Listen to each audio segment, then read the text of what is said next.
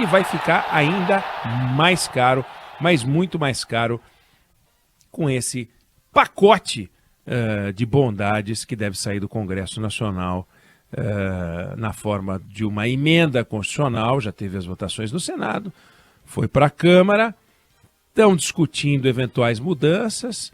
Em caso de mudança, não sendo uma chamada emenda supressiva, ou seja, se retirarem do texto é uma coisa, mas se mexerem no texto tem que voltar para o Senado, a gente vai ter logo uma emenda constitucional com tal pacote de bondades, pacote kamikaze, seja lá o que for.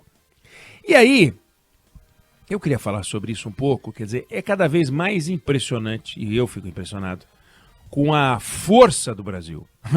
A força do Brasil.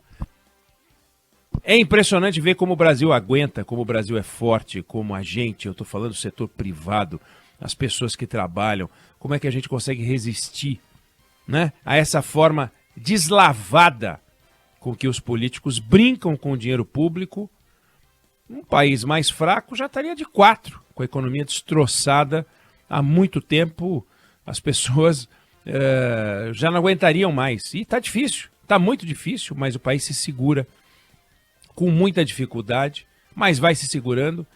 E a gente vê que mesmo fechando as portas para os ataques predatórios dos políticos em cima do dinheiro público, eles conseguem, feito água, achar um jeitinho de encontrar um buraquinho e entrar, né? Houve um tempo em que isso era de uma facilidade incrível, não exigia nem muita criatividade. Os políticos, eles pegavam dinheiro público na Vale do Rio Doce, chamava? Tomando água. A Vale do Rio Doce era uma empresa estatal, hoje é privada, e tinha verba para agradar prefeito, para agradar governador, estava lá. A Vale pavimentava, fazia praça, e os políticos achavam o máximo. Pegavam dinheiro nas empresas de telefonia, pegavam dinheiro na Petrobras, a gente viu como e quanto, até recentemente, no sistema elétrico, pegavam dinheiro nos bancos públicos, a gente tinha um monte de banco público, um monte de banco estadual foram privatizados, o maior deles ficava em São Paulo, o Banespa. O Banespa, quando o Banco Central fez uma intervenção no Banespa e depois foi privatizado, se descobriu que, além de financiamento irregular para o governo, porque é um absurdo, o governo não podia se financiar no banco, descobriram um monte de empréstimo para político e para empresa com político amigo, que não tinha a menor condição de pagar o que tinham pego, mas mesmo assim emprestavam. E aí 30% dos empréstimos que não foram pagos, e o Banco Central identificou, o Banespa tinha 3 milhões de clientes, 30% do empréstimo total não pago estava na mão de 60 pessoas. 60, na verdade não são pessoas, são, né, pessoas físicas e jurídicas. 60 clientes concentravam 30% dos empréstimos numa carteira de 3 milhões de pessoas. Olha a bandalha, olha a esculhambação. Aí teve privatização, leis mais severas, como a Lei de Responsabilidade das Estatais, que foi aprovada no governo Temer. E aí os políticos começaram a olhar para cá, não dá para pegar. No Banco do Brasil está difícil. Na Caixa ficou complicado. A Petrobras estourou o petrolão. Os Correios teve CPI. Onde é que a gente vai atacar? Vamos atacar no Orçamento Geral da União. Aquilo é bom, aquilo é bom. É onde está o dinheiro mesmo, né? Então eles fazem aquelas emendas impressionantes, sem nenhum critério claro. Nenhum critério claro, é onde eu quero colocar meu dinheiro. O governo tem uma linha de financiamento qualquer, ou de empréstimo, ou de transferência, eu vou lá e boto o meu, né? Boto o meu. E depois, obviamente, participo da inauguração, fico do lado do prefeito. Um exercício absolutamente desonesto, né, de gestão, absolutamente desonesto. Me refiro ao princípio da integridade. Sabe, integridade? Como é que você pode fazer um negócio em que você se apropria como se fosse seu, levando para as pessoas a ideia de que você conseguiu? É uma bandalheira que é a que sobrou, né? Então, a emenda individual, depois as emendas de relator, né? que eram zero transparentes. Ninguém sabia quem tinha feito. E daí o Supremo Tribunal Federal obrigou. E aí agora vem esse pacote de bondades aprovado no Senado, que deve ser aprovado na Câmara, que fere a Constituição, que fere a Lei de Responsabilidade Fiscal, que fere a legislação eleitoral, porque é absolutamente proibido criar despesa, conceder benefícios em ano eleitoral. É absolutamente proibido, para evitar justamente aquilo que aconteceu, que é o uso eleitoreiro, descarado, deslavado do dinheiro público para conseguir voto. Um negócio asqueroso, vergonhoso, e que se vale, e é sempre assim que se valem os políticos do dinheiro público, de um discurso social.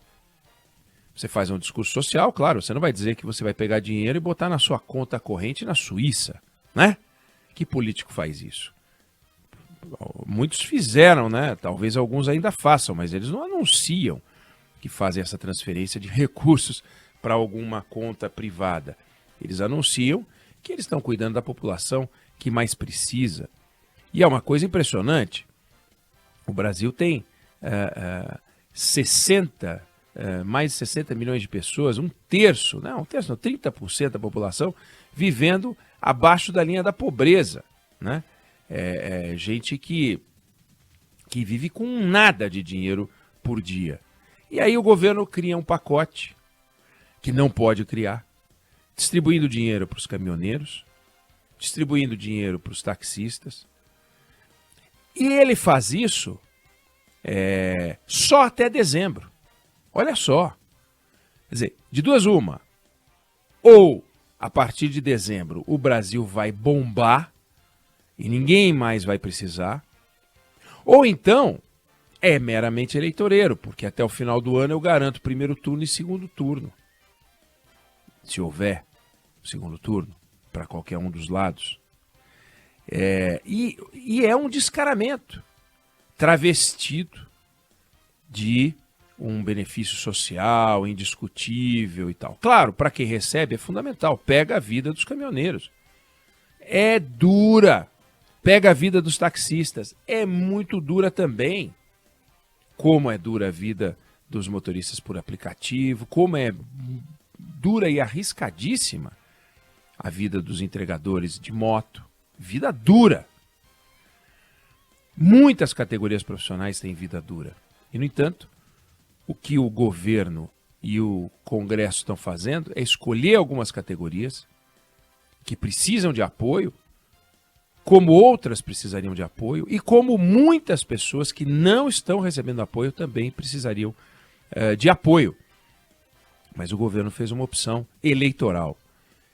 E, para não sofrer nenhum tipo de processo, inventaram uma excrescência, uma mentira deslavada, que é essa figura jurídica, estado de emergência, que o Brasil não enfrenta. O Brasil enfrenta um estado de grande dificuldade, como conheceu em outros momentos da sua história, mesmo depois da Constituição de 88. Momentos difíceis, momentos de desemprego alto, momentos de taxa de juros altíssimas. Tivemos taxas de juros acima de 40% aqui no Brasil. Momentos de inflação mais altas do que hoje. E momentos de desemprego também altíssimo. E, no entanto, não ficou configurado o estado de emergência. O estado de emergência, a palavra emergência, é algo que de uma hora para outra acontece e é inadministrável. Está além da capacidade do governo de administrar, sem medidas de exceção. Não confundir com as 5 medidas de exceção como medidas que não estão no dia a dia, cotidianas, ordinárias. Precisa de medidas extraordinárias. E surgiu esse pacote que vai ser aprovado e que é uma afronta à legislação. Só que quando uma afronta à legislação acontece com apoio total do Congresso Nacional, com uma exceção no caso do Senado, que foi o senador José Serra. É incrível como é importante que a gente observe, né, as exceções e preste atenção aos votos da minoria. O único que destacou isso que a gente está vendo, que a gente está discutindo aqui. Deve ser aprovado na Câmara. E aí é de se perguntar se o Supremo Tribunal Federal, que é o guardião da Constituição, vai ter, diante dessa pressão e dessa força política indiscutível, que é a unanimidade do Congresso Nacional, mais a força política do Executivo, se o Supremo Tribunal Federal, se o Tribunal Superior Eleitoral vão cumprir o seu papel de encontrar onde há um escracho constitucional e um escracho legal e uma afronta à Constituição e uma afronta à legislação eleitoral. Vamos ver se nessa hora eles vão fazer valer aquele princípio de intervenção, né? Que eles se meterem em coisas que que não deviam. Vamos ver se nessa que deveriam meter a mão, se vão fazer. Eu duvido. Acho que vai ficar assim, acho que o pacote vai vingar, acho que o pacote vai funcionar, ou seja, vai distribuir os recursos. Agora, a sociedade vai pagar a conta. Vai pagar a conta com menos dinheiro para a saúde, vai pagar a conta com menos dinheiro para a educação, vai pagar a conta com mais inflação. A conta sempre vem para o dono do dinheiro, e o dono do dinheiro somos nós. O governo e os políticos trabalham como se eles mandassem. Vamos ver agora as consequências dessa loucura, dessa aventura que foi esse pacote que deve ser aprovado nessa semana.